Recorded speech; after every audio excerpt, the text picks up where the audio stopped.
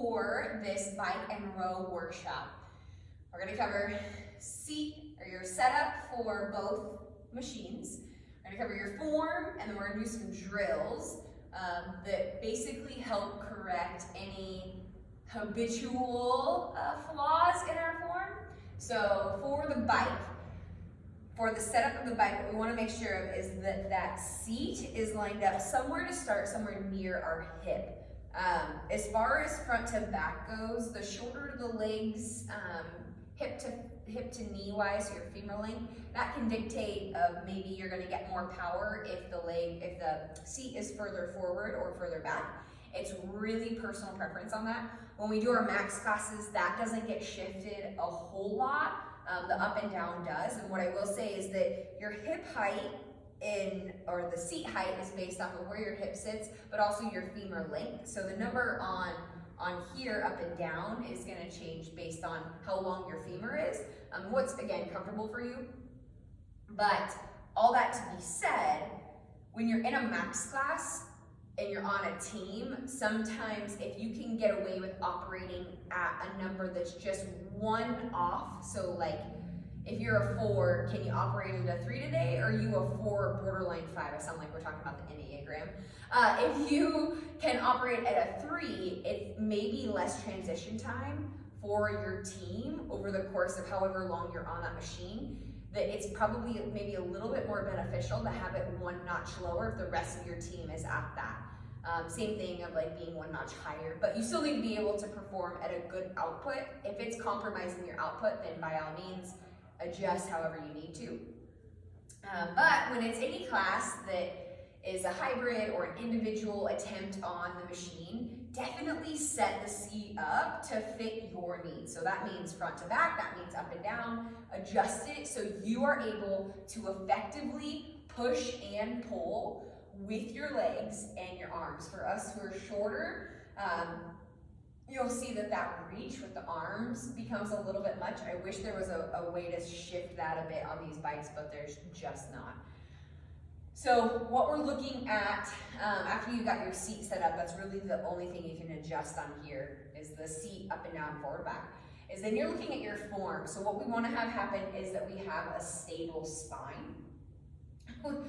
Even though, you know, when you're giving it your all, there tends to be this, I'm trying to think of the piano player that they were joking about with Kim Vale, but you're trying to think about this being more of a stable spine, so you're keeping all of that energy coming into the bike rather than swaying and losing that from side to side. So the more that we can keep that spine nice and long, super stable, the better off you're going to be for that.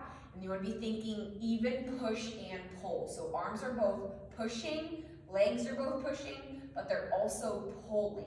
So chest is activating, quads are activating for that push, but then the back of the body and the hammies and the glutes, everything is trying to pull actively to keep that power generating. So if we can use all of the muscles and not just be push dominant, then we'll save our quads. And if we're using the front and not just only using the back, then we'll save our hamstrings and our glutes and our back. For the drills that we're going to have today, we're going to have legs only. So you're going to hop on here and you're just going to give a good whirl at doing only your legs and trying to test around with how it feels to pull with just the legs. Test around with how it feels to push with just the legs. And then the same thing for the arms. Test out what it feels like just to pull with those arms, and then test out what it feels like just to push with those arms. And then obviously do a combo of pushing and pulling. But then we've got a strict pull. So you're going to have legs and arms for this, but it's going to be strictly trying to pull with the back and the hamstrings, and then strictly a push where you're just trying to push away from the body. And then, you know, trying to loop that all together. I'm going to cover the part 2 at the very end. So let's talk about the row. So on the row, you've got a couple things that you can change on that. Your foot placement. So again, depending on a max class, how where everyone on your team's foot size is, you may not want to shift those too much if you can get away with everyone being kind of a neutral number. I personally have a size 8.5 shoe. I love my foot on the row to be anywhere from a 0 to a 1 or 2, 2 being the highest. But I can operate at a 3 or a 4. If it gets higher than that, I feel like my foot's coming out of there. But then you've got other people who might have the same size shoe as me, but they don't like that feeling of the strap being that high up on their foot. So it's personal preference again. The damper. So the damper is another setting to change. It's on the flywheel of the rower and the skier. On max classes, we keep that at a 10 because we're trying to work with a power output here. On any form of an endurance class, adjust that. Shift that down to a 5, 6, 7, 8, 9, wherever you need to, but feel free to change that on any other class, any other endurance class.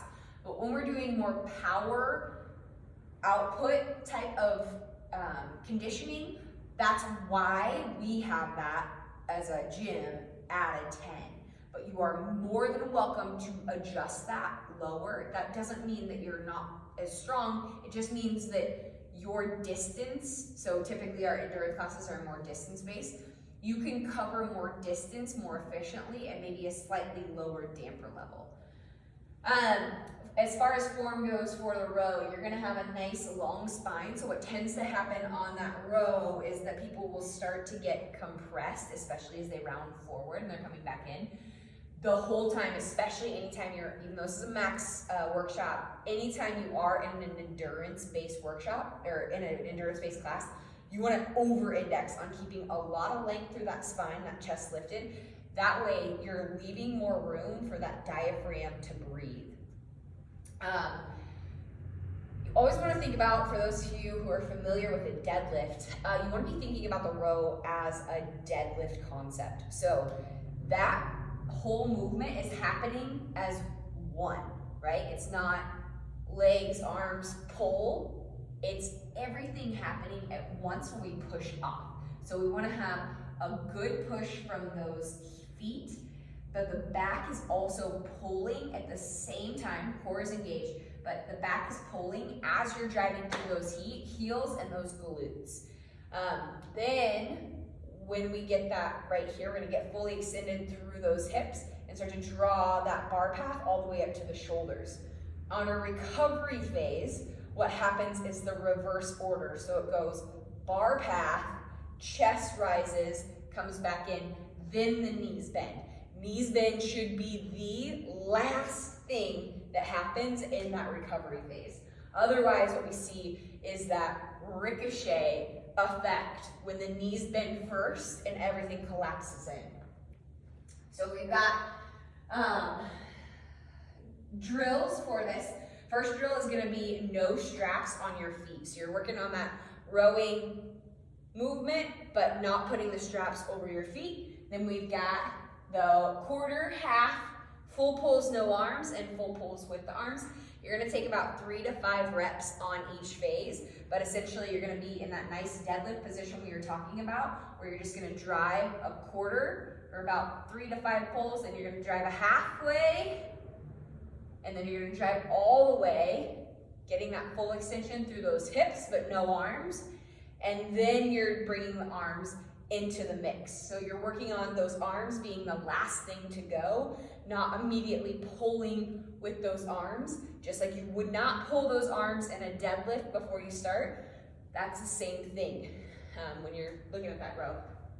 Then we've got no toes and keep the heels down.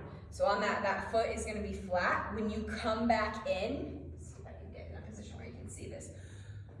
When you come back in, the tendency is for those heels to bend or those heels to lift when everyone comes back in. That doesn't mean that that's a bad thing, but what's happening is a lot of people are losing the ability to push through and drive through those heels when they go to push off, because by the time that they transfer that weight back into their heels, they're already at the back of their pole. So what we want to actually try to do is create less rock onto those toes and more power generation from a flat foot base.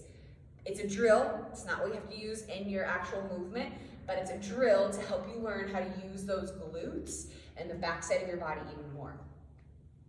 Recovery drill. So for the recovery drill, all you're focused on, Pull doesn't have to be all that powerful, but you're coming through that pull. You're gonna hang out at the back, and it's gonna be bar path, chest, knees bend. Do it again. Bar path, chest, knees bend. I feel like I'm teaching the little swimmers in swimming lessons. Chicken star toothpick. Chicken star toothpick. That's how you swim on your back. Fun fact. All right. Then, after we're done with those, everyone's gone through some drills, feel free to have your phone out, taking some footage of yourself, seeing what your form looks like. Absolutely encourage this, 100% encourage this. Then we're gonna have where you are going, everyone's gonna go on the bike, and we're just gonna practice getting on and getting off. When you get off the bike, you really only have two options. You're gonna go left or right. If you have the ability, if the seat is at an okay height for you on the person you're coming up after, perhaps think about coming down the middle of the bike and hopping on. Watch how the pedals are moving as you're hopping on so that you can meet that pedal in motion and that you don't go back the opposite way. So we're just gonna practice some transitioning of getting on and off the bike, as well as transitioning of getting on and off the rower. When we're getting on the rower, same thing, we want to come down the middle of the rower because that person getting out of the rower is going to be going left or right. They're not going to go back. You're going to have the least chances of running into them if you just come straight down the middle. But when you go to get in, tighten the straps as best you can. Then you're going to grab the handle, pull back. Coaches, I'm going to go through this and actually demo this in person when we're in classes so they can see. But then when you go to get out of classes, out of the rower, you are going to effectively have three things happen at once. Clips press away, thumbs press the clips away, toes flex back toward the nose, and the hips press back, so you're making plenty of space. I always emphasize, this is not about you getting out of the rower. This is about the next person getting in. So when you're only making enough space for your own feet to get out, there's a good chance that the person coming in next to you is going to repeat the process that you just did, which makes you a very inefficient team. What we want to try to do in this drill is speed up our transitions as a team. All right? And then after all that's done, we're going to do a little max workout with just the rope and the bike. Cool, cool. Hey, I'm pretty impressed with myself. That's 12 minutes. Bye, guys.